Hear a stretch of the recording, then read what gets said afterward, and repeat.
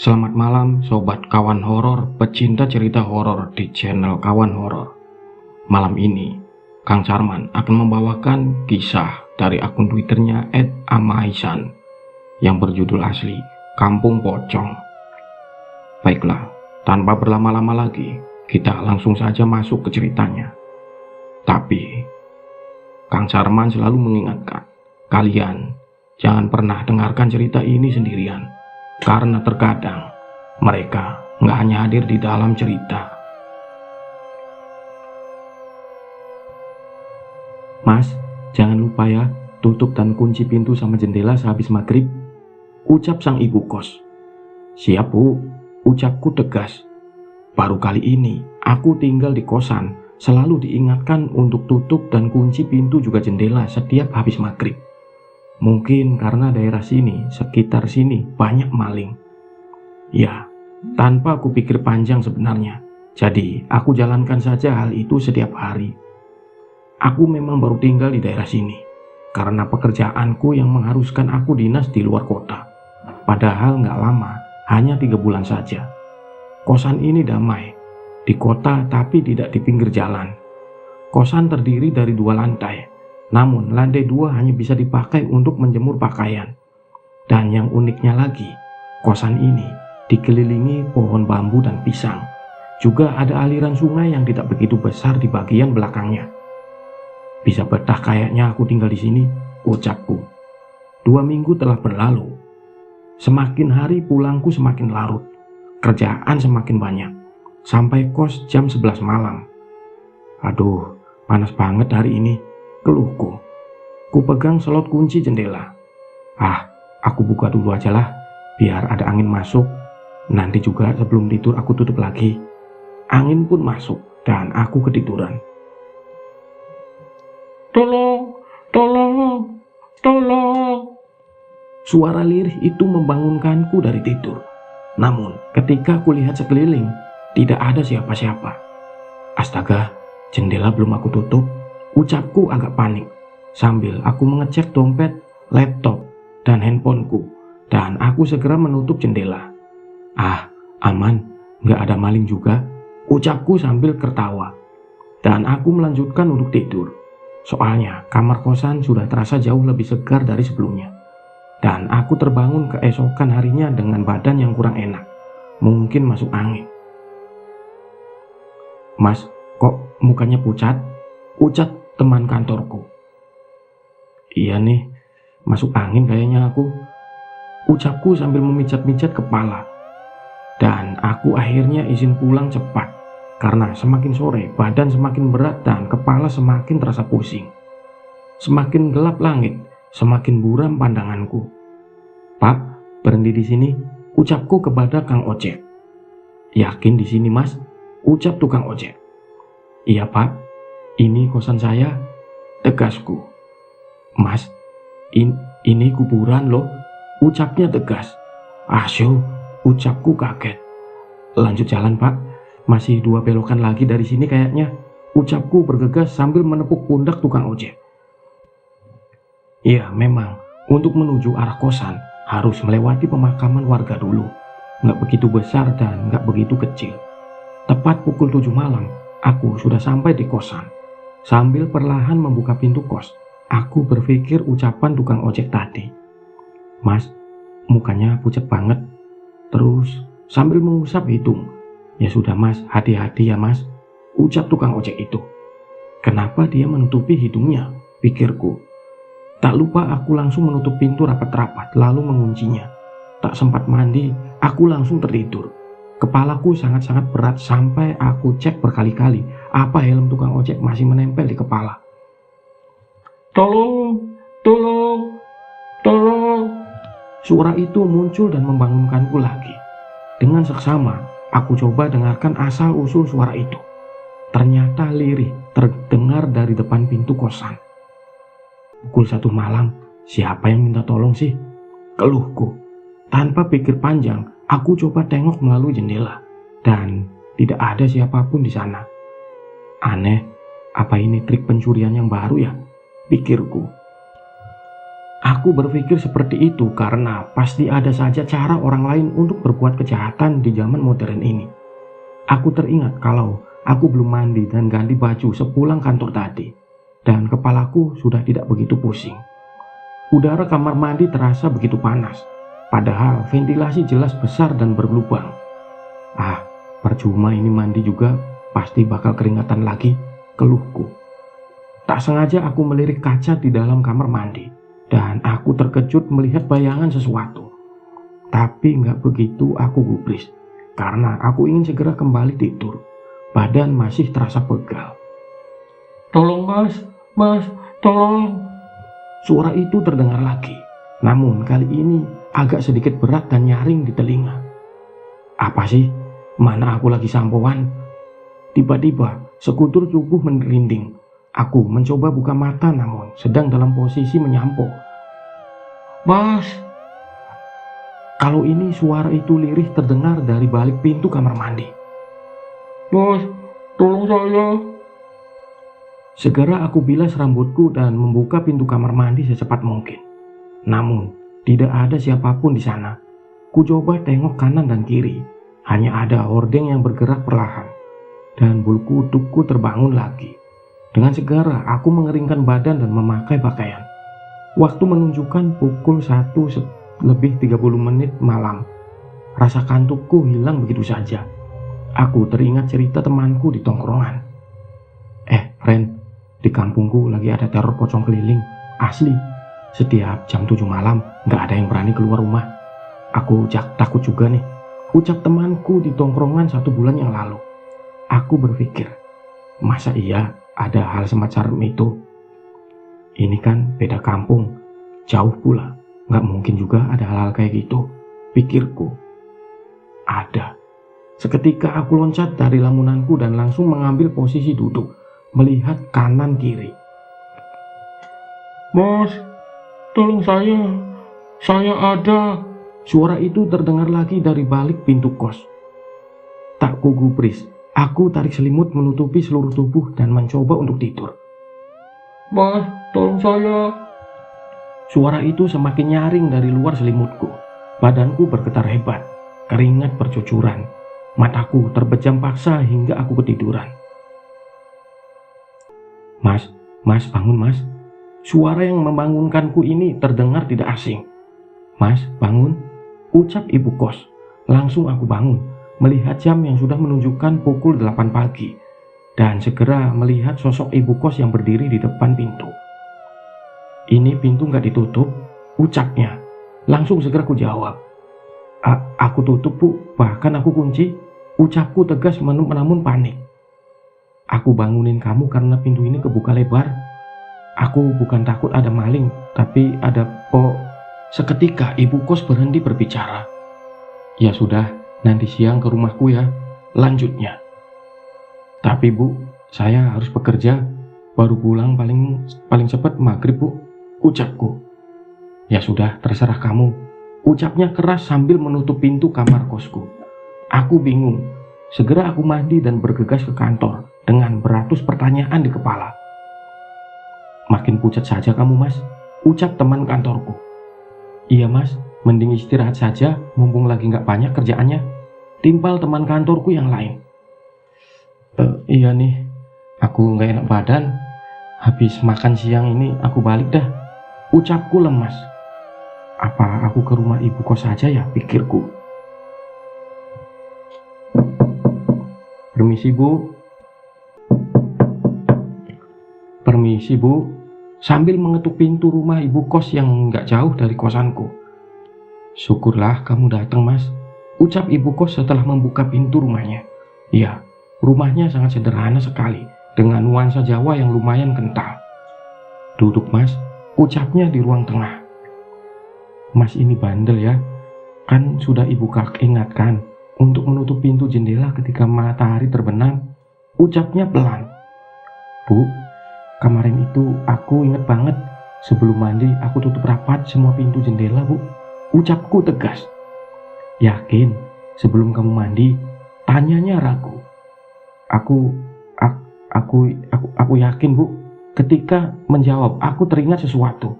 Iya, Aku ketiduran karena kepala saat itu berat banget. Aku cuma buka jendela doang, Bu. Sedikit, timpalku agak gemetar. Aduh, kan sudah aku bilang, ucapnya kesal. Tapi kan bukan pintu, Bu, timpalku. Kan sudah aku bilang, pintu dan jendela ditutup rapat, Mas. Ucapnya lemas.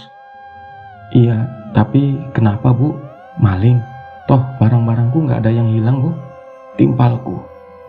Bukan, tapi Mbak Ewok. Bisiknya lirik. Hah? Mbak Ewok? Siapa itu? Tanyaku kaget. Aduh, aku sebenarnya nggak mau cerita ini ke Mas. Tapi biar Mas tahu, kayaknya memang harus aku ceritakan. Ucap ibu kos. Aduh, panjang nggak, Bu, timpalku? Lumayan. Mau aku ceritakan kejadian sekarang apa dari awal? Tanyanya. Mbak Ewok itu dukun. Dia udah lama tinggal di sini. Ada yang bilang sudah ratusan tahun. Tapi aku nggak percaya. Soalnya dia kelihatan seperti pria paruh baya biasa. Ucap ibu kos. Terus rumahnya di mana, Bu? Tanyaku. Kamu tahu kuburan sebelum kampung ini? Tanyanya. Kuburan? Tanyaku. Sempat teringat aku kemarin naik ojek dan berhenti di sana. Kuburan yang di belakang hutan itu? Tanyaku. Iya benar. Kamu sudah lihat kan? Nggak begitu jauh dari sini. Nah, rumahnya ada di hutan itu. Ucapnya lirih. Kok ibu bisa tahu? Tanyaku. Iya, dulu ibu, almarhum suami dan warga pernah ke sana bersama-sama untuk menangkap Mbah Ewok yang sudah meresahkan warga desa semenjak dulu. Tapi ucapnya sedih. Hah? Meresahkan? Tapi kenapa? Tanya aku penasaran. Aku ceritakan kronologisnya biar Mas tahu. Kamu tahu Kampung Pocong, Mas? Tanya ibu kos. Hah? Kampung Pocong? Tanyaku semakin heran. Iya, Kampung Pocong yang ada di salah satu gunung di daerah Jawa Tengah. Mbah Ewok berasal dari sana, ucapnya. Ibu tahu dari mana? Tanyaku. Jadi dulu di sini ada orang pintar juga, namanya Abah Edi. Abah Edi itu orang baik. Dia selalu bantu warga yang kena serangan gaib begitu, seperti kerasukan dan ketempelan. Suatu hari, warga di sini sering didatengin pocong setiap malam. Beberapa warga seperti terhipnotis, berjalan keluar malam hari sambil mengikuti pocong itu ke arah kuburan dan masuk ke dalam hutan. Ada yang selamat dibantu Abah Edi dan warga lainnya, tapi ada juga yang tidak, seperti suami saya. Hah? Suami ibu? Tanyaku kaget. Iya, suamiku tidak berhasil diselamatkan, karena saat itu Abah Edi pun sudah tiada. Ucapnya sedih. Abah Edi juga jadi korban? Tanyaku serius. Iya Mas, demi melawan dia dan pasukan pocongnya. Aku hanya bisa melongo sambil melihat mata ibu kos yang mulai berlinangan air mata. Maaf Bu, aku turut berduka cita, tapi bisa ibu lanjutkan ceritanya? Tanyaku walau aku ini agak gak sopan. Iya Mas, gak apa-apa, aku paham. Aku memanggu sambil sesekali merinding. Singkat cerita, aturan itu dibuat seketika Abah Edi meninggal, dan itu pesan Abah Edi kepada warga pada perjumpaannya yang terakhir kali. Begitu pula asal-muasal Mbak Ewok adalah hasil penerawangan Mbak Abah Edi. Setelah kepergian Abah Edi, warga di sini semakin diganggu oleh pocongnya Mbak Ewok. Jadi hingga saat ini belum ada yang bisa ngalahin Mbak Ewok, sehingga teror ini masih berlanjut hingga sekarang. Saya pun kaget ketika pintu Mas kebuka, tapi Mas masih ada di dalam sak kosan. Aku kaget dan bersyukur juga sih, ucapnya sambil senyum. Hah? Emang kenapa Bu? Kan sudah aku bilang, biasanya yang lalai itu jadi korban. Mayat Mas pasti ditemukan di tengah-tengah hutan dengan dibalut kafan. Badan terkubur namun kepala tidak. Ucapnya tegas. Jangan gitu dong Bu, kan aku takut. Timpalku. Iya aku juga, timpalnya. Kenapa nggak lapor polisi saja, Bu? Ucapku. Polisi? Sudah, Mas. Nggak ada bukti kalau dia pelakunya. Sidik jari tidak ada. Pernah pun dijaga hampir sebulan penuh. Polisinya sering kesurupan, Mas. Jadi, sekarang kita pasar saja. Waduh, mana aku baru pindah ke sini. Pakai ada kasus beginian pula. Zaman sekarang susah banget cari kerja. Ini nggak bisa dibiarin. Baik, Bu. Terus aku harus gimana? Tanya aku. Aku juga nggak tahu. Aku malah yang mau tanya. Kok Mas baik-baik saja? Lah, aku juga nggak tahu, Bu. Aku aja ketiduran. Ucapku sambil tertawa kecil. Kamu punya ilmu juga? Tanyanya. Ilmu? Ilmu apa maksudnya, Bu? Tanyaku heran. Ya, ilmu gaib dan semacamnya kayak gitu, tegasnya. Ah, enggak, Bu. Itu mah kakek saya, ucapku. Iya, kakekku juga dulu terkenal di kampungnya. Ahli ilmu kanuragan gitu. Dan suka bantuin warga juga. Persis apa Edi. Tapi nggak diturunkan ke bokap. Dan ayahku nggak mau punya ilmu begitu. Kebetulan ayahku anak sulung juga.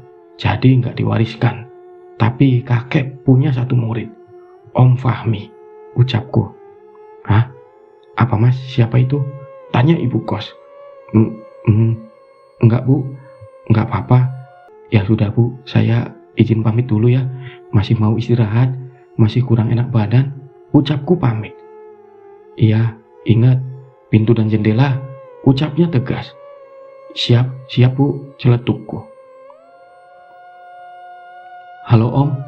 Om, posisi di mana, Om? Ucapku di dalam telepon. Jadi, Om Fahmi ini sahabatnya ayahku. Dekat banget juga sama kakekku. Dia berguru sama kakek. Mungkin hampir semua ilmu yang kakek punya diturunkan ke Om Fahmi. Halo Hanif, iya kenapa? Sapa Om Fahmi lembut. Gimana kabar Om, sehat? Tanyaku. Alhamdulillah sehat, Lip. Kamu gimana? Bapak, Ibu sehat? Tanyanya. Sehat Om, semua sehat alhamdulillah Om. Om, besok ada di rumah nggak? Halif mau mampir Om? Tanyaku. Ada kok, habis asar Om sudah di rumah. Jawabnya girang. Besok libur, aku mau mampir ke rumah Om Fahmi. Dan coba aku tanyain tentang ini semua. Tapi aku harus bisa selamat melewati malam ini. Apa aku nginep di rumah ibu kos saja ya? Jangan deh, kan dia janda, pikirku. Ya sudah, aku bakal tidur, tegasku dalam hati. Suara azan maghrib berkumandang, dan aku langsung tutup rapat-rapat pintu serta jendela kamar kosku. Asli, aku baru sadar, ternyata yang ngekos di sini itu cuma aku sendirian. Pantesan kok sepi banget. Dan aku kira kalau aku berangkat ke pagian dan datang kemalaman, jadi aku nggak sempat berinteraksi dan lihat orang-orang lain. Ternyata memang cuma aku doang. Kampret. Aku udah siapin bekal buat nanti malam kalau aku kelaparan dan gak mesti keluar rumah. Mas? Sebentar, ucapku. Kali ini aku hafal suaranya. Ya, itu suara ibu kos. Tapi ngapain sih dia datang maghrib-maghrib begini? Kenapa pas aku buka gorden jendela, ternyata gak ada siapa-siapa. Bulu kudukku langsung berdiri tegak. Perasaan mulai gak enak. Untung saja tadi aku gak langsung buka pintu. Halo Om, tolongin Halif Om. Dengan panik, aku langsung telepon Om Fahmi. Waalaikumsalam. Udah kamu gak usah panik. Om bantuin kamu dari sini. Jangan tidur. Emang Om tahu kenapa? Tanyaku. Tahu, tadi sore pas kamu nelpon Om merasakan energi yang gak biasa dari sana. Seperti ada yang memata-matai kamu. Bukan manusia, tapi jelas berbahaya. Ucapnya lembut. Tapi jangan panik. Usahakan terus terjaga ya sampai subuh nanti. Ucapnya. Baik Om, Halif usahakan. Ucapku. Jangan usahakan, tapi harus. Kali ini ucapannya begitu tegas. Seakan-akan terjaga itu suatu kewajiban. Siap Om. Terus Ada yang harus Halif lakukan lagi, Om? Tanyaku. Jangan matikan lampu, ucapnya. Baik, Om. Terima kasih ya, Om. Ucapku pamit. Besok setelah matahari terbit, usahakan langsung ke rumah ya. Jangan ditunda lagi, ucap Om. Iya, Om. Siap, balasku. Tak terasa waktu menunjukkan pukul 9 malam. Suasana sangat hening. Seakan aku ada di dunia yang berbeda. Suara itu belum terdengar lagi. Namun, ucapku dalam hati melihat lampu kamar yang mulai berkedip-kedip seperti terjadi konslet. Enggak gini juga bos caranya, teriakku dalam hati. Dan lampu pun mati.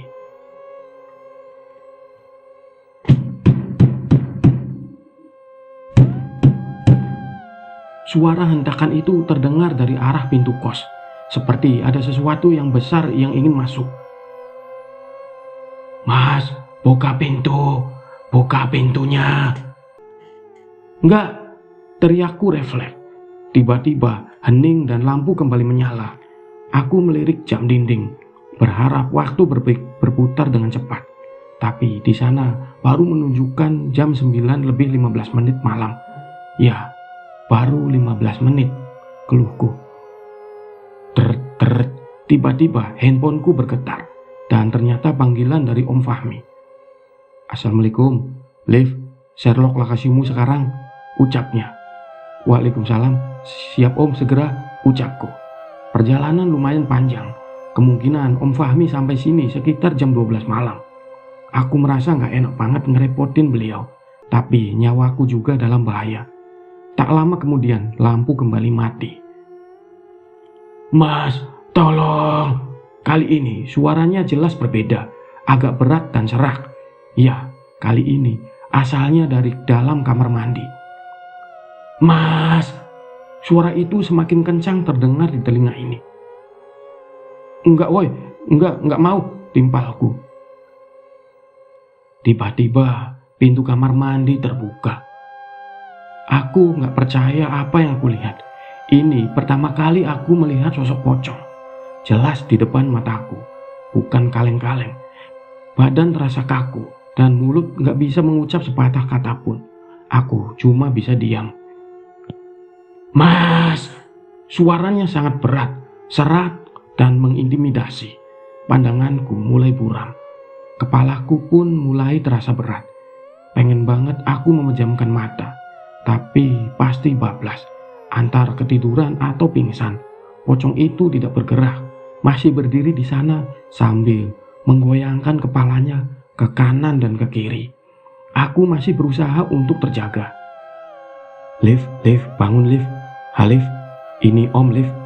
Guncangan dan sapaan itu membangunkanku, dan ternyata aku nggak terjaga.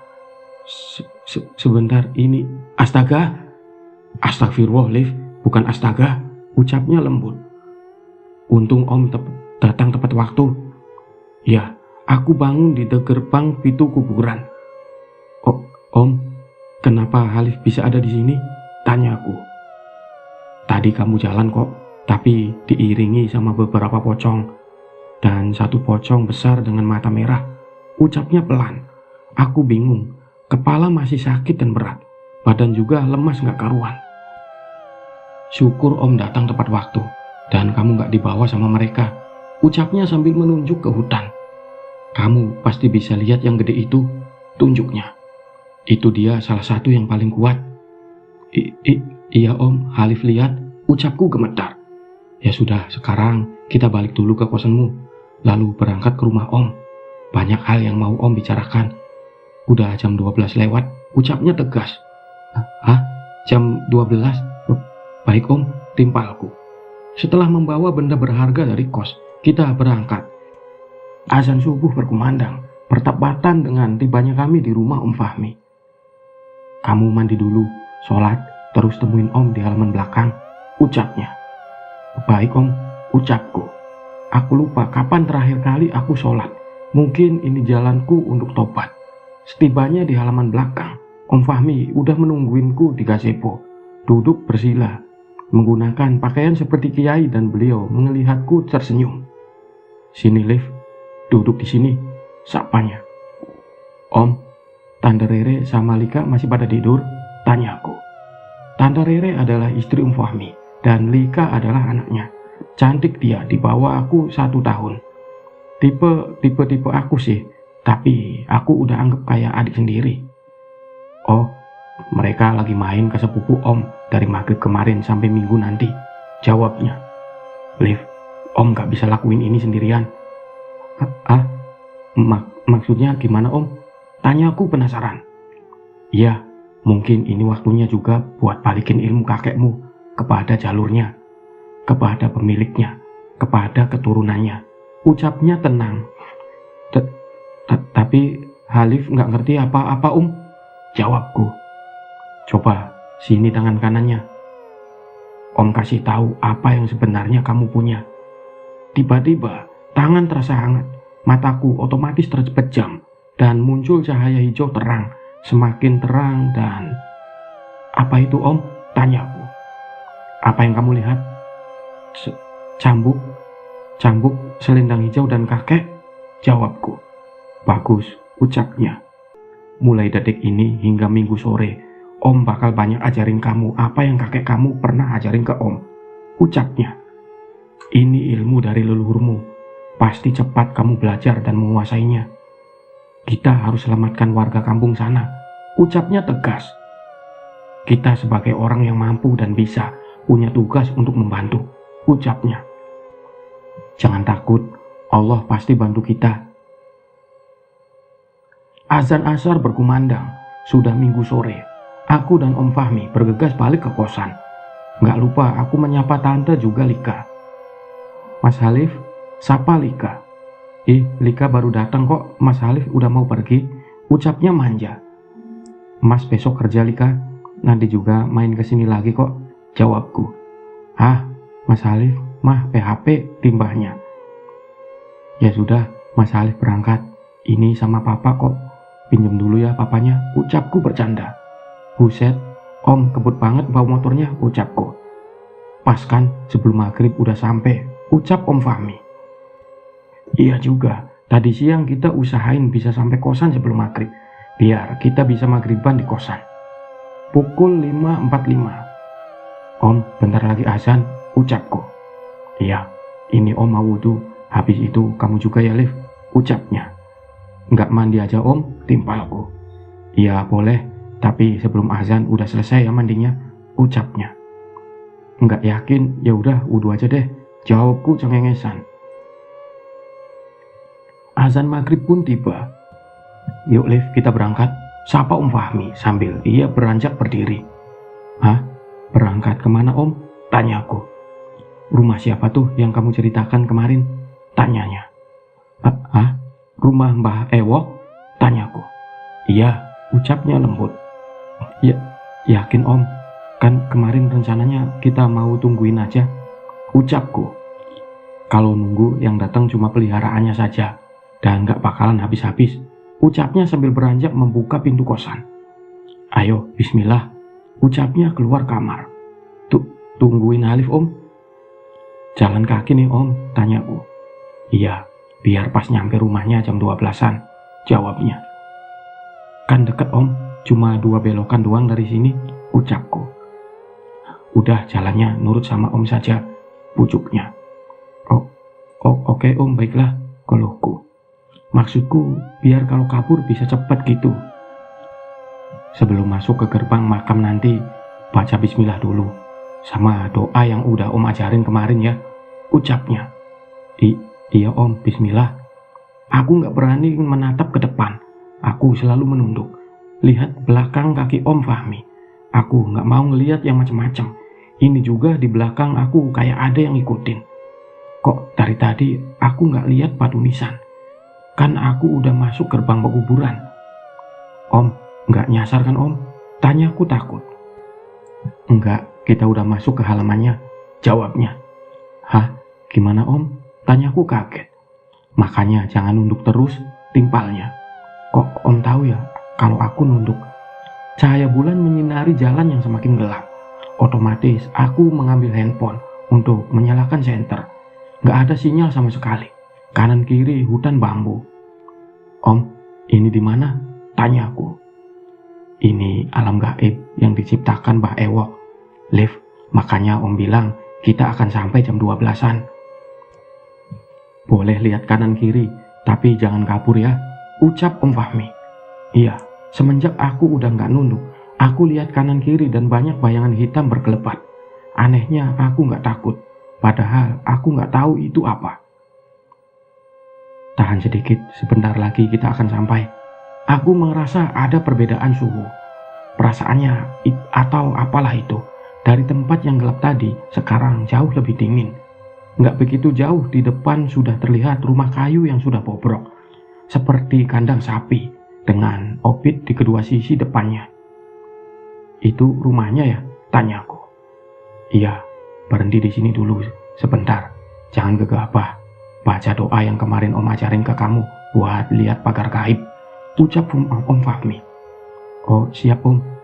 Om Fahmi langsung berduduk sila dan aku juga langsung ikut di belakangnya. Aku coba memejamkan mata dan membaca doa. Bismillah. Om, mending kita pulang aja yuk Om, ajakku. Kenapa? Udah lihat yang sesungguhnya ya? Tanya Om. Ketika aku membaca doanya dan membuka mata, rumahnya memang tidak berubah.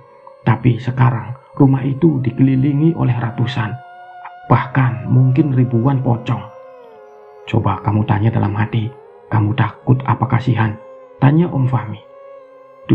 Dua-duanya Om, jawabku sigap. Nggak usah takut, kamu punya Allah. Dan sekarang ilmu kakek juga kamu sudah ada. Nggak usah khawatir, Om backup, ucapnya. Hah? Maksudnya backup gimana Om? Tanyaku. Iya, Om bantu kamu dari belakang, ucapnya. Apa? Jadi Halif maju sendirian nih Om? Tanyaku kaget. Nggak sendiri kok, ucapnya. Tiba-tiba di kananku muncul sosok macan putih dengan ukuran seperti mobil Pajero dan sesosok anak muda dengan tombak di tangannya. Nanti kamu dibantu kawan-kawan Om. Kali ini Om menjentikan jarinya ke langit dan seketika itu muncul burung seperti elang berwarna hijau. Kamu siap, Lip? Tanya Om. Hah? Siap gimana Om? Doakan kakekmu dan lakukan seperti apa yang kemarin Om ajarin. Wah khususon ilaruh. Sambil kuucap nama kakek. Kek, bantuin Halif. Ya Allah, tolong sampaikan pesan ini ke kakek. Halif mau pinjam selendang sama cambuknya. Bismillah. Om, Halif siap, ucapku. Alhamdulillah, kamu fokus untuk masuk ke dalam rumahnya ya, Halif. Macan, elang dan anak muda itu sudah duluan menggempur di area depan. Aku berusaha untuk cari celah masuk tanpa harus baku hantam sedikit pun. Om Fahmi fokus duduk sila di belakang. Aku harus terus maju. Cambuk ini gerak sendiri, mengelilingiku, menghantam pocong yang mendekat.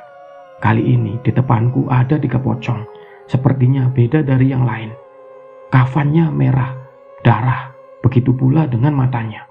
Aku takut, tapi udah kepalang tanggung. Beberapa langkah lagi udah sampai depan rumah Mbak Ewok. Tatapan mereka bikin aku berhenti melangkah. Sambil zikir, aku mikir harus bagaimana. Sepertinya maju kena, mundur kena. Aku coba untuk nengok ke belakang. Dan Om Fahmi pun masih khusyuk dalam silanya. Oke, bismillah aja. Aku maju.